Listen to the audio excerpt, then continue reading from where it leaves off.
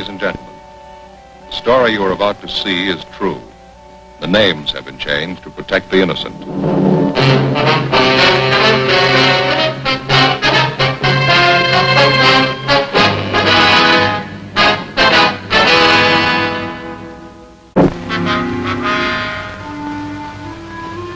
The fourth largest city in the United States. It's still growing. Every year we get more of everything. Population, transportation, stores, crime, buildings, and more crime. More than 50,000 major crimes were committed last year alone. That means 50,000 criminals. They range from professional killers to petty thieves. A lot of them are experts. Every year they seem to get better at their jobs. And the better they get, the harder I work. I'm a cop.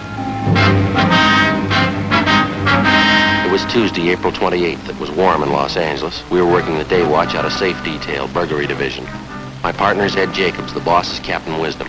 My name's Friday. It was 2:16 p.m. when we got back to the Hall of Justice, Superior Court, Department 38. On January 4th, the safe in the Grant Herald building was burglarized. It took us weeks before we narrowed down the suspects to one man. He was an ex-con, a two-time loser. It took more weeks of interrogation, gathering evidence, long hours in the crime lab to build our case against him. It was a big job, a hard one. He was guilty. We were convinced of it. We had one step to go. There was the jury. We had to convince them.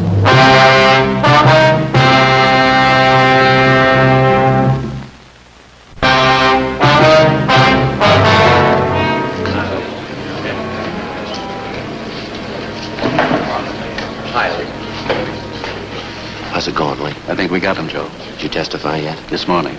How'd it work out? Physical evidence tied in perfectly, all 6 points. Jury impressed? Hard to tell. Buckley's got a smart lawyer. I was talking to the assistant DA. The case ought to go to the jury late today. What's coming up next, Neil? I'm due back on the stand when this recess is over. There's the bailiff. The Superior Court is again now in session. Remain seated. No smoking, please.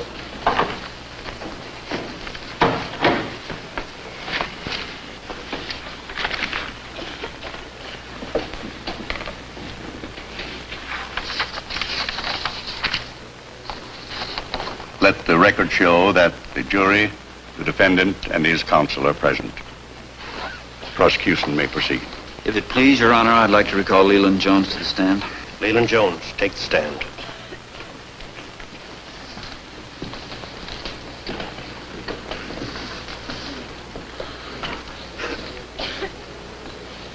Be seated.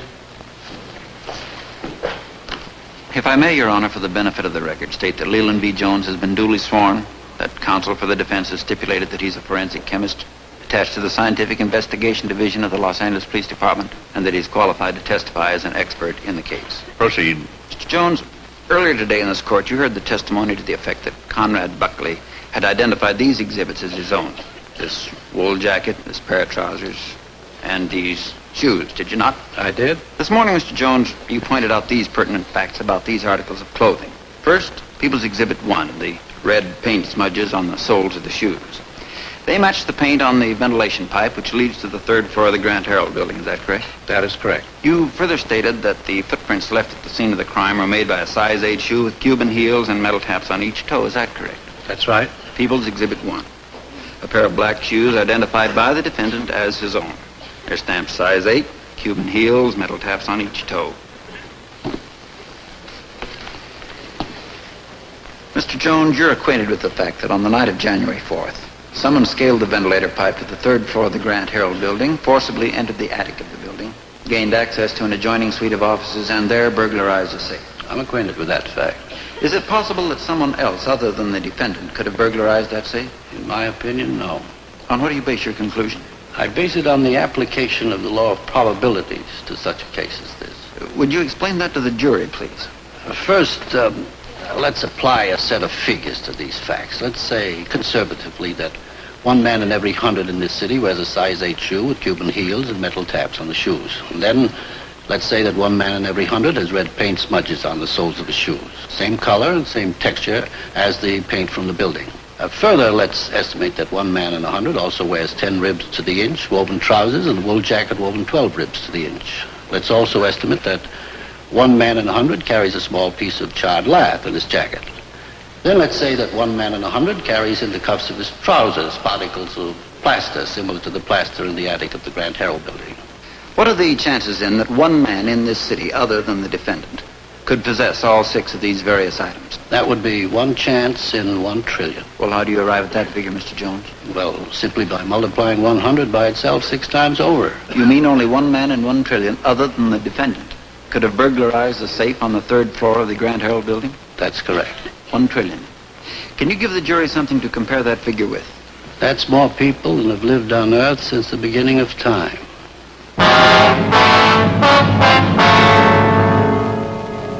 Lee Jones was the last witness to testify in the case of the state versus Conrad Buckley. For the rest of the afternoon, the defense lawyer and the assistant DA delivered their summations.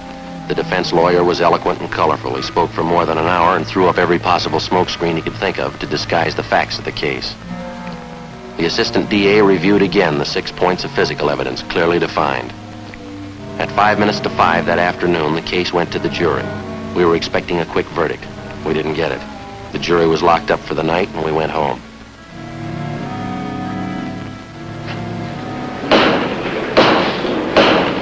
The Superior Court, State of California, and for the County of Los Angeles is now in session. The Honorable John Edwards, judge presiding. Ladies and gentlemen of the jury, have you reached a verdict? Yes, Your Honor, we have. Hand me the verdict.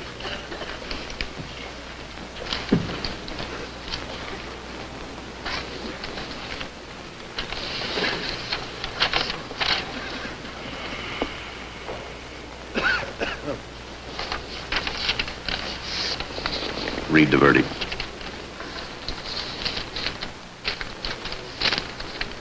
The Superior Court of the State of California in and for the County of Los Angeles people versus Conrad Buckley. We, the jury in the above entitled action, find the defendant not guilty. No talking back there, please. So say ye one, so say ye all. Is this your verdict? It is. Record the verdict.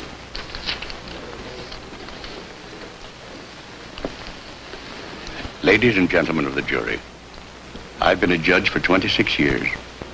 For the past 14 years, I've presided in this particular court. May I say now that this is the worst miscarriage of justice I have ever witnessed. After hearing your verdict in this case, I can arrive at only one conclusion. Ladies and gentlemen of the jury, either you are innately dishonest or you're complete morons. Court's adjourned.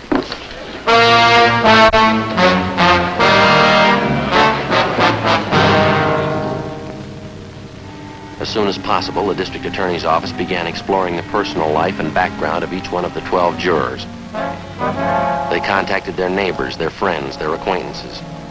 They checked back 10 years in the lives of every one of them. They found nothing. The jury was indifferent.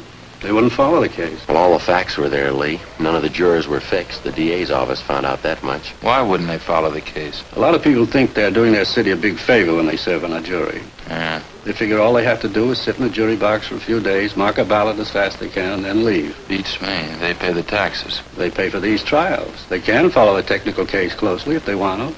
A lot of them aren't that conscientious. They don't think it means money in their pockets, so they don't care. We went through hell on this thing.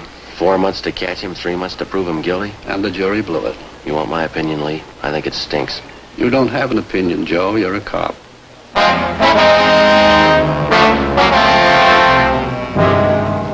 The case of Conrad Buckley became just another item filed away with hundreds of thousands of others in the record bureau of the Los Angeles Police Department. 6 days after he was acquitted, he left the city and a few weeks later was reported in Baltimore, Maryland. After that, he dropped from sight.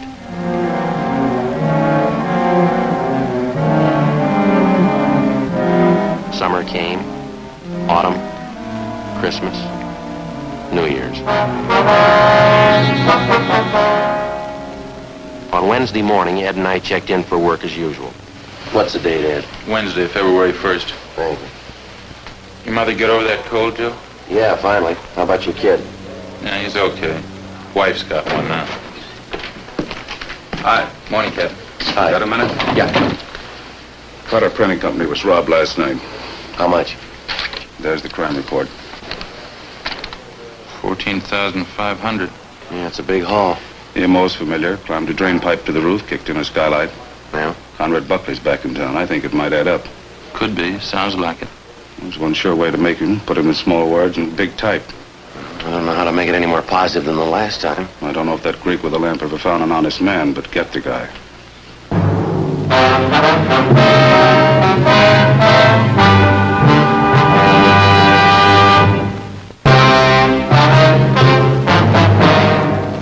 Ed and I drove out to the Cotter Printing Company and spent the rest of the morning and most of that afternoon checking into the $14,000 safe burglary.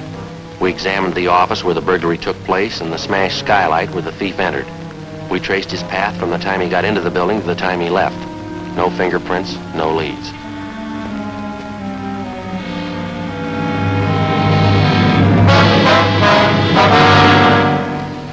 How many safe men you know that work like Buckley?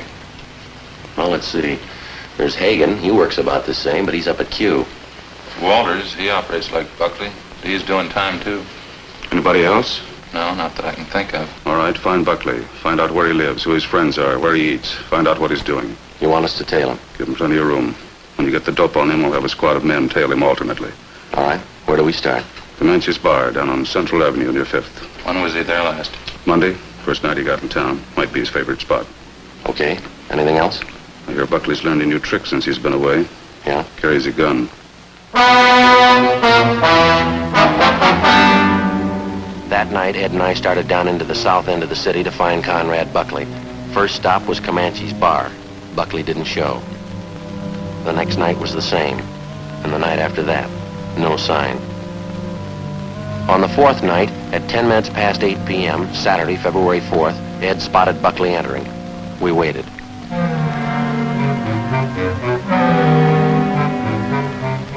At 25 minutes past midnight, Buckley came out the main entrance with a blonde woman on his arm.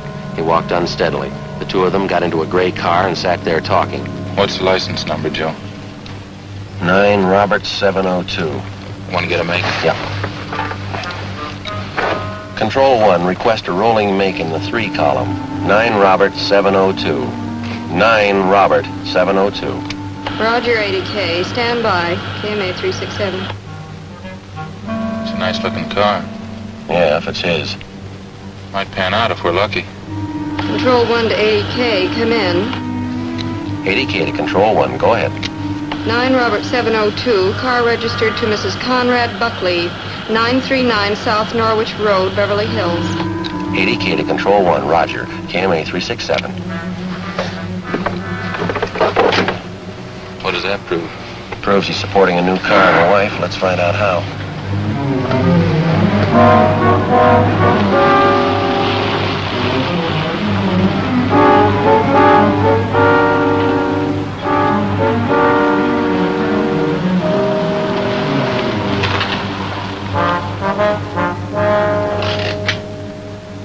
.22 a.m. We trailed Buckley and the blonde woman we figured to be his wife to 939 South Norwich Road in Beverly Hills. We waited. At 3 a.m., Ed called Captain Wisdom and a couple of men were sent out to relieve us.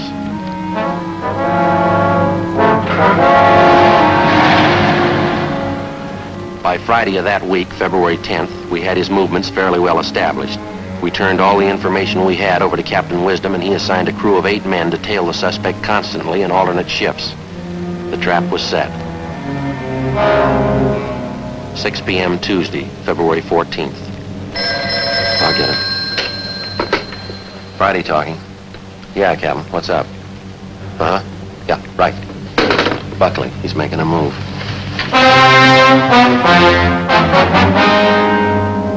We left the city hall and drove out to the site of the stakeout near Buckley's home on South Norwich Road. Captain Wisdom was there waiting for us. He left his place alone. He was on foot. Berg and Marconi tailed him to a bar. That's where he lost him. And he hasn't come back to this place? Not yet. I got a hunch he will. His car's still there. Yeah? We can shake him down. If he's been out on a caper tonight, he should have whatever he stole with him. Car there in the driveway? Yeah, check the license. 9 Robert 702, that's Buckley's car. There's somebody coming out of the house.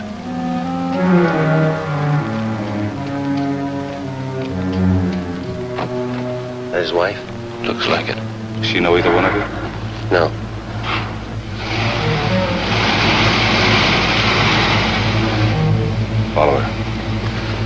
Go ahead.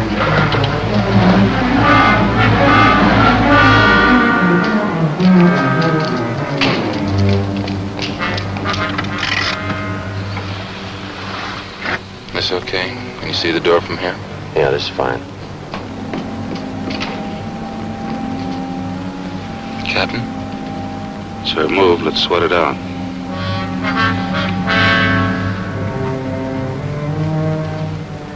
The blonde woman entered the apartment house at 1261 Wilcox Avenue at 14 minutes past 11 p.m. At 5 minutes past midnight, she came out and got in her car. A man was with her. Buckley. Must be the hideout. You two follow them. When they get to the house, shake them down. What about you? I'll check the apartment. Meet you back at the office. Right.